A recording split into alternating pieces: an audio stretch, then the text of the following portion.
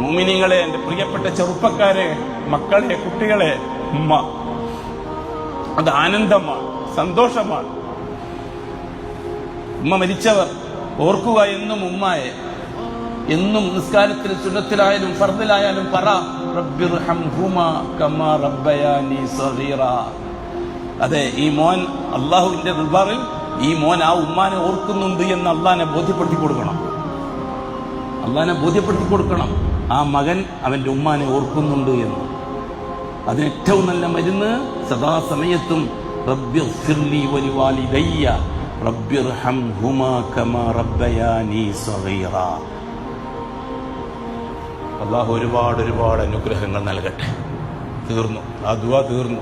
ഉമ്മ ദുആ ചെയ്യണമെന്ന് പറയുമ്പോൾ ആ മോനെന്നും പറഞ്ഞിട്ട് നാടൻ മലയാളത്തിൽ അള്ളാഹിനോട് പറയുമായിരുന്നു. ആ ദുആ തീർന്നു. അതിന്റെ ബാക്കി മാത്രം ബാക്കി.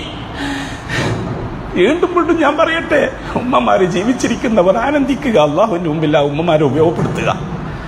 ബാപ്പയും ഉമ്മയും ജീവിച്ചിരിക്കുന്നവർ കൂട്ടത്തിലുണ്ടെങ്കിൽ അവർ ഉപയോഗപ്പെടുത്തുക അള്ളാഹുവിന്റെ മുമ്പിൽ. അതെ, അവരെ വെച്ചുകൊണ്ട് ഇതെന്റെ ഉമ്മയാണ് അള്ളാഹുവേ, എനിക്കിഷ്ടമാണ് ഉമ്മാനെ, നീ എന്നെ ഇഷ്ടപ്പെടണേ അള്ളാഹു എന്ന് പറ.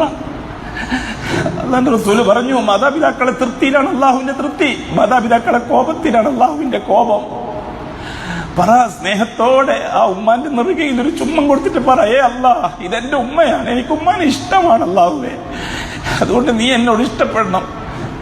അള്ളാഹു വഅദ പാലിക്കും. ഇന്നഹു ലാ യുഖ്ലിഫുൽ മീആദ്. അള്ളാഹു ഒരിക്കലും വഅദത്തെ ലംഘിക്കുകയില്ല സഹോദരങ്ങളെ. അള്ളാഹു എന്നെയും നിങ്ങളെയും അനുഗ്രഹിക്കട്ടെ. നമ്മുടെ രോഗികളോട് അള്ളാഹു